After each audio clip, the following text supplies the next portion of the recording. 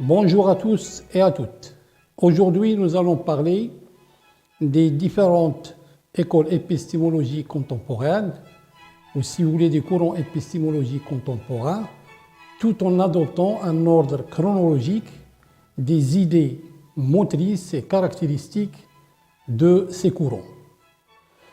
Nous allons voir les principales écoles épistémologiques contemporaines que sont le rationalisme, l'empirisme, le positivisme, le constructivisme et le réalisme. Concernant chacune de ces écoles, nous essaierons de donner une définition aussi précise que possible et d'un autre côté, nous tenterons de faire la lumière sur quelques implications de cette définition sur la recherche de nouvelles connaissances. École du rationalisme. Le rationalisme est un courant épistémologique qui considère que toute connaissance valide provient ou exclusivement ou essentiellement de l'usage de la raison.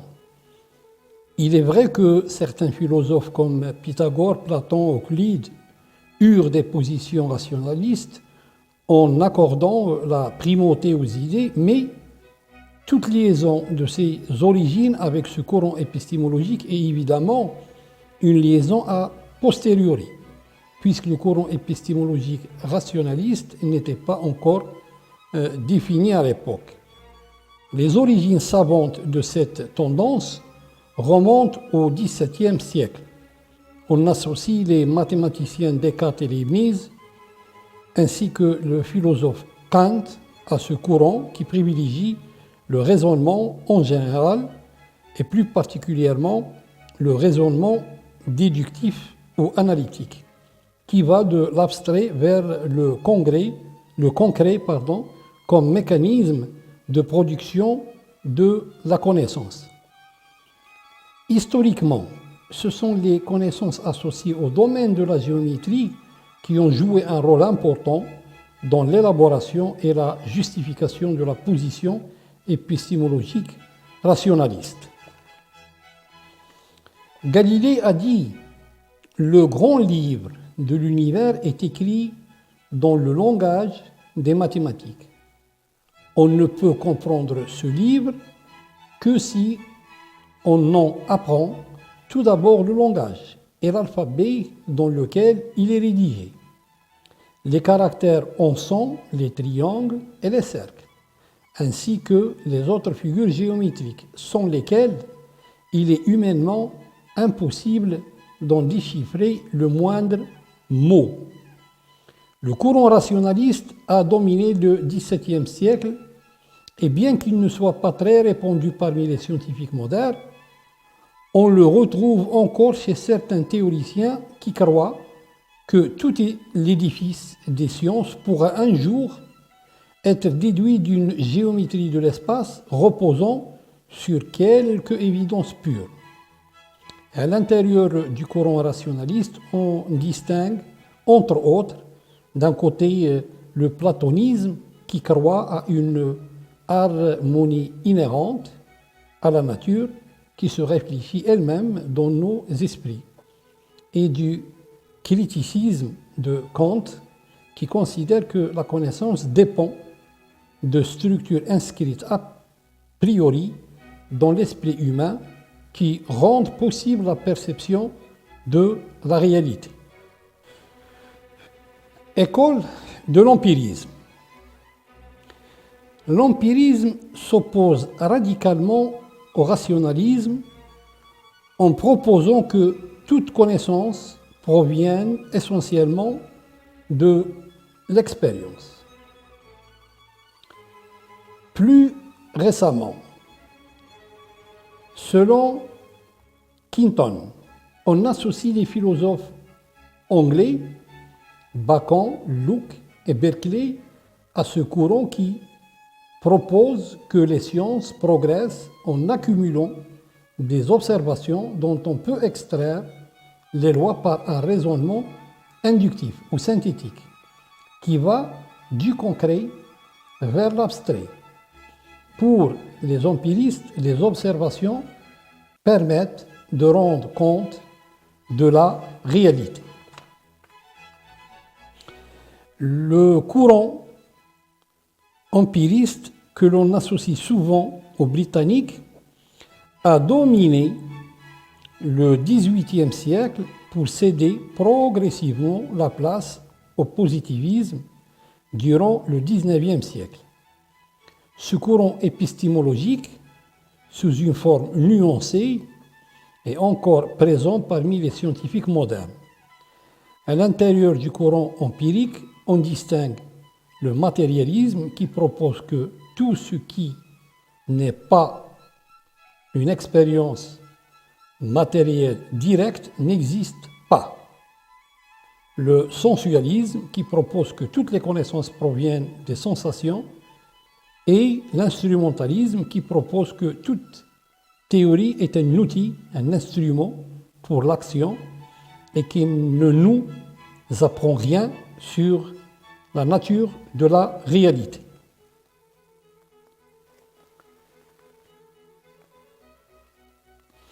On attribue généralement le courant positiviste au philosophe Auguste Comte ainsi que physiciens Mach, Bridgman et Bohr. Le courant positiviste s'inspire de l'empirisme en ce sens qu'il s'en tient au seul fait d'observation, mais reconnaît l'importance du raisonnement en ajoutant que les sciences s'efforcent, en utilisant la mathématisation, de relier entre elles, de façon aussi simple que possible, les données expérimentales.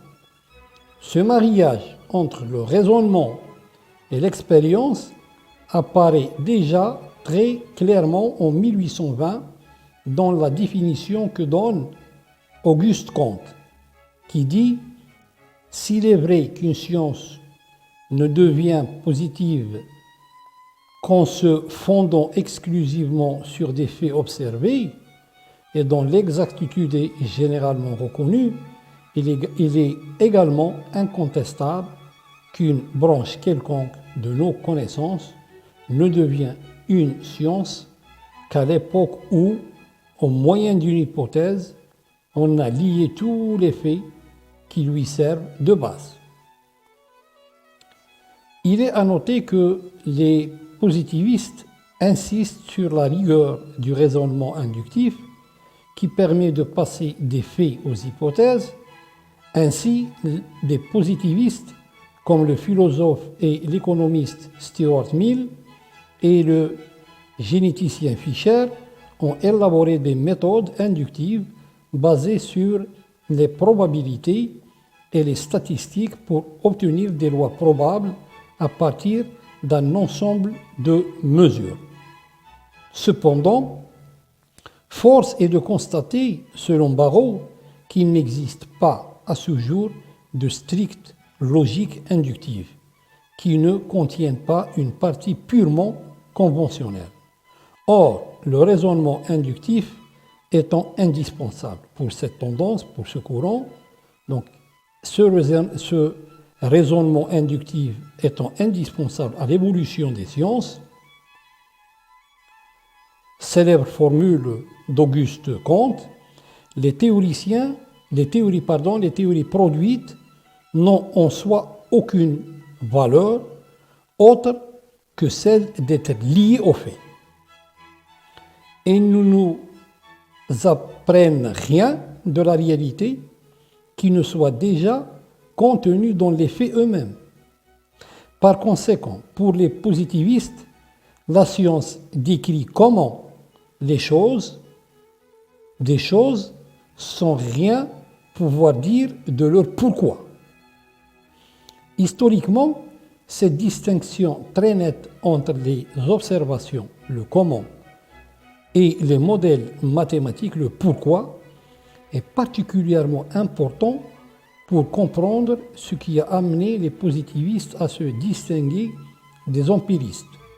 Par exemple, les travaux expérimentaux de Dalton, qui fondèrent l'atomisme chimique, soulevèrent la question fondamentale de l'existence réelle des atomes.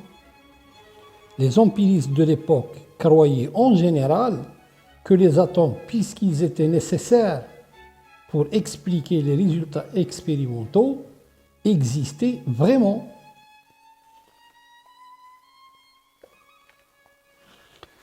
C'est au XXe siècle que le courant constructiviste est apparu et on reconnaît habituellement la paternité de ce courant au mathématicien hollandais Brouwer, qui avait utilisé le terme constructiviste pour caractériser sa position sur la question des fondements en mathématiques qui s'opposait à la position formaliste d'Hilbert. Il convient ici, pour approfondir notre réflexion sur les sciences, et plus particulièrement sur la notion d'objectivité, de présenter sommairement cette question des fondements en mathématiques. Peut-on fonder l'ensemble des mathématiques sur un seul système cohérent et complet? Les mathématiciens qui ont tenté de répondre à cette question sont habituellement regroupés en trois écoles.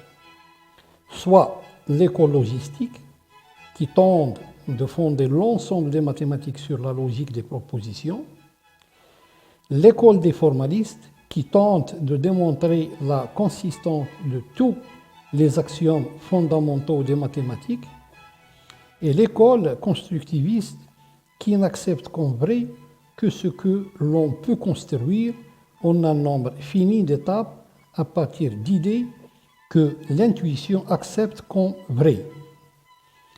Barrow affirme que les deux premières écoles ont rencontré des obstacles insurmontables.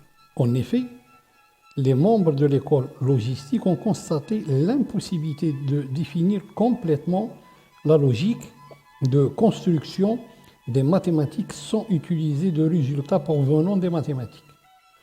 Pour les formalistes, Gödel a démontré que toute théorie assez puissante pour pouvoir englober la théorie des nombres entiers ne peut être démontrée consistante.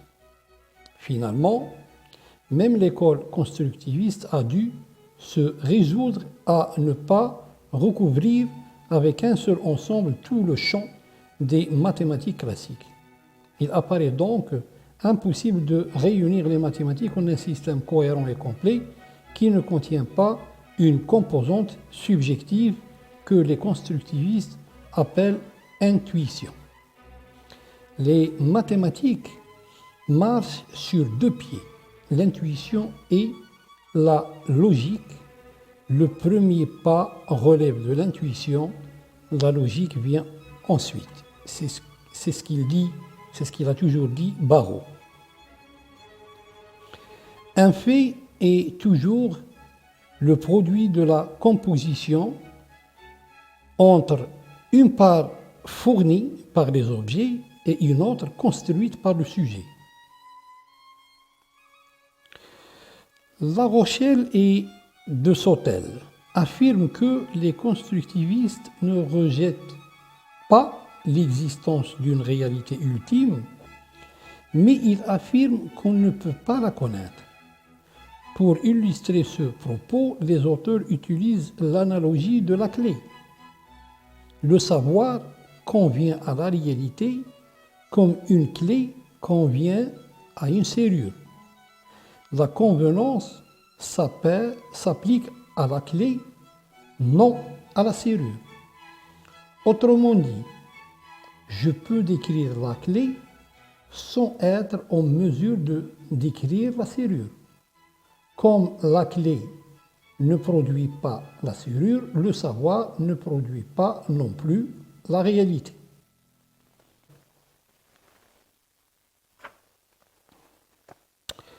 Le réalisme propose que les modèles scientifiques sont des approximations d'une réalité objective qui existe indépendamment de l'observateur.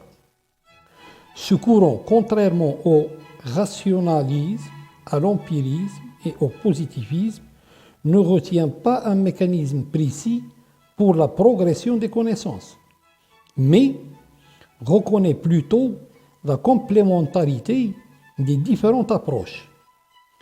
Selon Owen et Starkey, on associe généralement les physiciens Planck et Einstein à ce courant en considérant la réaction de ce dernier. Dieu ne joue pas au dé, par rapport bien sûr à la position positiviste de Niels Bohr, qui prétendait que l'incertitude quantique, puisqu'elle est toujours mesurée, est une propriété intrinsèque de la réalité. C'est la reconnaissance de l'existence d'une réalité vers laquelle tendent les modèles scientifiques qui ne sont pas ailleurs que des constructions humaines qui distinguent le réalisme du constructivisme. À la proposition l'observateur construit la réalité du constructivisme radical, le réalisme propose que l'observateur fait partie de la réalité. La distinction est importante, puisque la position réaliste, tout en reconnaissant le caractère hautement construit des connaissances scientifiques, admet un mécanisme de sélection de ces connaissances qui correspondent à l'interaction avec la réalité dans le but de la prédire. Ainsi, le critère de Popper peut être appliqué en toute rigueur, même si la science construite, elle, comporte une composante subjective. En d'autres mots, la réalité réagit de façon cohérente, tout en supposant que la réalité est cohérente, peu importe le modèle choisi pour la décrire. Il est nécessaire de noter que la position réaliste, en n'adoptant pas un mécanisme précis pour la construction de connaissances scientifiques, ne peut prétendre que les sciences progressent dans leur tentative de décrire la réalité. Dans le meilleur des cas, la précision des prédictions augmente, mais la construction du modèle qui permet de produire ces prédictions demeure tout aussi subjective qu'avant. Ainsi, les théories scientifiques s'inscrivent dans de grands paradigmes qui résultent de l'accord implicite et subjectif de la communauté scientifique. Historiquement, les travaux de Michelson concernant la vitesse de la lumière et ceux d'Einstein sur la relativité en 1905 ont contribué à diminuer l'influence de la position positiviste au profit de la position réaliste, en remettant sérieusement en question la nécessité de la notion d'éther, jusque-là défendue par les positivistes. De la même façon, les travaux de Rutherford concernant le noyau atomique et ceux de Bohr sur les orbites des électrons autour du noyau ont renforcé l'hypothèse de l'existence réelle des atomes à laquelle les positivistes s'opposaient depuis le début.